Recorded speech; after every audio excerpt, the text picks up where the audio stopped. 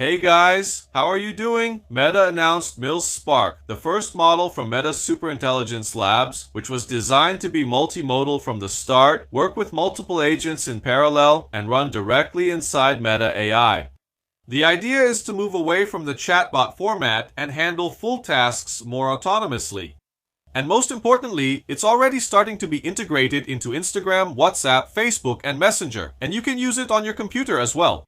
That's what we're going to see now, deal? So let's get to the video. But first, I want to show you a practical way to prepare for the future without having to stop everything you're already doing. Coursera is one of the largest online education platforms in the world and works together with companies like Google, IBM, and Meta to offer courses that really make a difference in the market. And here's the most important point. These aren't just theoretical courses. You learn by doing, developing skills that companies are looking for right now. For example, on the platform, you can find complete programs like Google's Professional Certificate in Data Analysis, Project Management, and even Artificial Intelligence for beginners. In fact, Google's AI program on Coursera was created specifically to help you apply artificial intelligence in your daily work using real tools like Gemini and other modern solutions. In other words, you don't just learn how to use AI, you learn how to create solutions with it. Another strong point is flexibility.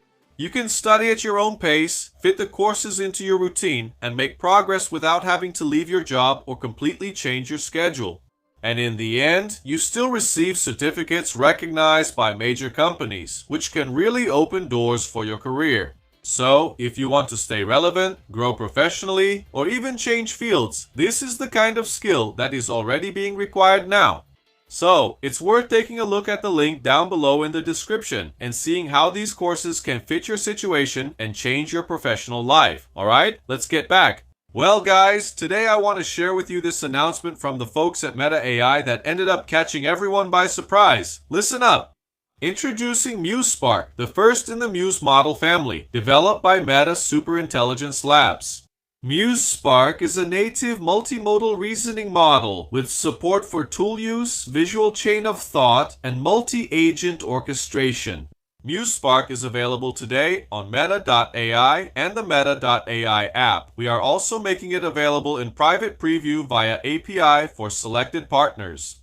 And we hope to open source future versions of the model, so they're considering making MuseSpark an open source model. Let's see if that's really going to happen. What are they saying on the blog? Listen. Introducing MuseSpark, scaling towards personal superintelligence. Today, we are pleased to introduce MuseSpark, the first in the Muse model family, developed by Meta Superintelligence Labs. MuseSpark is the first step in our journey of expansion and the first product of a complete overhaul of our AI efforts. So, it's what I mentioned earlier. Meta has already made several attempts to have its own artificial intelligence in the past, and that didn't work out very well. And now they're trying to launch this new model to see if it really takes off. To support further expansion, we are making strategic investments across the entire value chain, from research and model training to infrastructure, including the Hyperon data center. So, where can you use it? Well, if you're on your computer, just go to Meta.ai and it also works on your phone. Just update the app, both for Android and iOS, and you'll be able to use all the features of this new model. And the best part is, you don't have to pay anything for it. Then they show here a comparison made using benchmarks. And as we can see, this new model is neck and neck with others that we have on the market today. They say the following: MuseSpark offers competitive performance in multimodal perception, reasoning, health, and agent tasks. We continue to invest in areas with current performance gaps, such as long-term agent systems and coding workflows. With larger models in development, these results demonstrate that our platform is scaling effectively. And we can see here in the comparisons that when this model doesn't win, it gets very close to other models like Opus 4.6, Gemini 3.1 Pro, and GPT 5.4. You can notice that in some benchmarks, it falls far behind, as is the case here with RC AGI 2. While MuseSpark reached 42.5, Opus 4.6 got 63.3, Gemini 3.1 Pro scored 76.5. So it's a model in development, but in some benchmarks, it either surpasses or gets very close. So it's an important step that Meta is taking towards these increasingly advanced new models. Until now, we didn't have anything like this, and now it seems like they're getting it right. As for the applications, they shared some examples here on the blog that seem to be very promising. In fact, I tested this one by uploading a photo and asking it to create an interactive tutorial, and it worked. I'll show you in a moment. So notice that it's a native multimodal model. It understands text, images, and video, which is really cool because theoretically you wouldn't need other models or other tools if you're using the Meta AI platform. So here are some examples. I'll leave all these links right here in the description of this video so you can check them out and understand a little more about what this MuseSpark is, where it fits in, and what it's for. Let's go to the tool now, and I'll show you what I was able to create. So, after you access the tool, it can be on your computer or on the mobile app, it doesn't matter. In the browser, just go to meta.ai. I'll leave the link down below in the video description, and on your phone, just download or update the Meta app that you already have on your device. Remember that this new technology, this new model, will be integrated into Instagram, WhatsApp, Facebook, and Messenger, okay? So when we access it here on the computer, they show us some tags demonstrating what this new model is capable of. The options here are Learn and Grow, Analyze for Me, Create Image, and Create Video. As for the models, I have here the Instant mode, which responds immediately, and the Thinking mode, which reasons longer and gives better answers. So, it depends on the task you want to perform. Starting here with what I've already created, I went into the tool and asked the following: What AI model are you? And it said, I am Meta, the AI running on MuseSpark. MuseSpark is the first model of the new Muse family. It was released today, April 8th, 2026. You can find me here in the Meta.ai app and also on the web at Meta.ai. And this was the first prompt I made. Build a desktop environment, Linux style, as a web application with apps, programs, functions, and everything an operating system requires. It thought for a while and gave me this result. Notice that here inside Meta.ai on the computer, I have the canvas, which means a preview so I can see it after the code is ready. I'll click here to open it in a new tab, which prompts me to enter my password to access my operating system. And then here, I have the documents. Look how cool this is. You saw that I used just a single prompt and it gave me this result. I have the text editor here. I can type. Fake browser here, calculator, settings. I can even change the wallpaper, which I thought was really cool. I can also increase and decrease the system volume. I have dark mode and light mode. Pretty interesting, right? Look, I have the system monitor here. I can close everything here, and it works really well. Look, I minimized it. Everything is working here really nicely. There's even a terminal and VS Code he set up for me. Isn't that interesting? A music player. There's nothing here, right? It's just a simulation. And lastly, my recycle bin here. Empty recycle bin. Documents button again, and a downloads button. And up here, a shutdown button that works perfectly. When I click here, look, do you really want to exit Muse Linux? Okay, and then I leave the platform. So, did you notice how this model has a really advanced feature compared to other models, to other AIs that we have on the market today?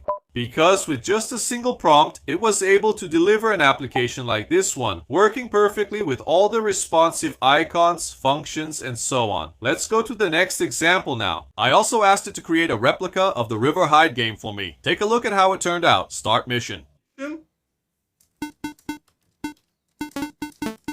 Oh, pretty cool, right? Look, a gas station. Refueling.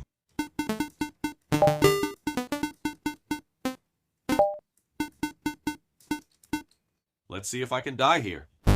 Oh, one more. I died. Cool, right? So, the sound effect is well rendered, it's dynamic, and the physics are right. It worked on the first try. A perfect score. Then, I asked him to create a 3D room for me where I could add or remove furniture. And look how it turned out. Look, I have my own space here. Then I can add my sofa here, put in an armchair, a TV stand. Here in the bedroom, I can put a double bed, a single bed, a dresser. If I want, when I select the object here, I can rotate it. That's so cool, and I can duplicate it too. Nice, right? If I don't like it, I can just remove it. In the office, I can add a bookshelf, a swivel chair, and a desk, which I can also select, duplicate, and rotate. It's the same in the decoration section. Here I have a small plant, a large plant, a lamp. Everything works perfectly in the light theme and also in the dark theme. Pretty cool, right? I also asked him to build a replica of the Flappy Bird game. Let's see. Look, press to start. I'm really bad at this game. Everyone knows it. Let's see if I can get past the first one. I made it. I got past the first one, second, I died. So, it's working perfectly, well rendered, it generated the game in one go, everything's fine. So, as they say here, this is a multimodal artificial intelligence. I asked the following: how does Artemis 2 manage to leave Earth, go to the moon, and then return? Research it. Then it went online, did all the research for me, and then I asked the following: now create an HTML animation to demonstrate this. And this was the result. I don't know if it's correct. In my opinion, it looks a bit buggy, but I'll leave that to the astronomers out there. Let's take a look. See, here's the launch. I'll hit play. The spacecraft is being launched here. I can increase the speed here, and this is working perfectly. Notice that it makes a bigger turn here. I don't know if that's really how it happens, but that's what the research he did on the internet showed. Then, when we move forward a little bit here, it launches toward the moon. Notice that the movement here doesn't seem to be exactly like what we've seen in other animations on the internet. However, he is doing what was asked here. The spacecraft left Earth, went to the moon, and came back. Is the movement here correct? I don't think so. But since I'm not an expert, I'll let you decide. Here's that example I've already shown other times here on the channel. Create a landing page for my jewelry store. I don't have the photos since it's a fictional store. So, I'll leave the images up to you. Use a modern, elegant, and refined look. Add responsive buttons, a contact section, and a page for the shopping cart and checkout. Let's see how it turned out. I have the name of my jewelry store here. Aurelia. Collections. Jewelry. About. Contact. Shopping cart. Let's buy something to check if everything's fine. I'll add it. It's already in the cart. I can increase the amount here, 38,000 checkout, and it comes here to go through checkout, once again, on the first try. Single prompt, and it gave me this result. Isn't it a promising model? It's impressive that in these first tests, with the servers overloaded because so many people were using it, it still managed to give me results like this one. This model also creates images. I used the suggestion it was giving me. Create an image of a detailed hand-painted plastic model of a giant transformable Japanese robot from the 90s set in a diorama. The robot is in an action pose, capturing a dynamic movement. The scene is viewed from a low angle as if it were photographed with a cell phone. And these were the options it gave me. I thought it was really cool because the image quality turned out really good. It really managed to make the transformer there, with a low angle, 90s style. For me, it turned out super cool. And the detail is that inside Meta AI here, I can still restyle using these buttons, or edit the image through a prompt, which I think is really cool, because you can do all of this within the same platform. So, besides images, this model also creates videos, and that's exactly what I did, taking advantage of the suggestion it was giving me. Create a video of an elderly and distinguished barn owl with large glasses on its beak, covered by a cozy blanket, reading a good book in its autumnal den. The soft light from the fireplace, serene and anthropomorphic. Quite a complex prompt, right? And these were the results. This is video number 1. Here the little owl is reading the book calmly on the couch. This was example number 2. Her glasses even fall off her face. Example number 3. And finally, number 4. They all have really cool movements. Once again, if I want, I can add music or restyle this video right here on the Meta.ai platform. Then, still testing the multimodal model, I uploaded an image here and asked the following. I'm going to share an image. Tell me what you see and what's happening in it. It said, it's Leonardo DiCaprio in a close-up on the red carpet, posing for the cameras. What can you see? Outfit, classic black tuxedo with satin lapel, white shirt and black bow tie. Gala look. Brown hair slicked back, very light stubble, skin with expression lines around the eyes.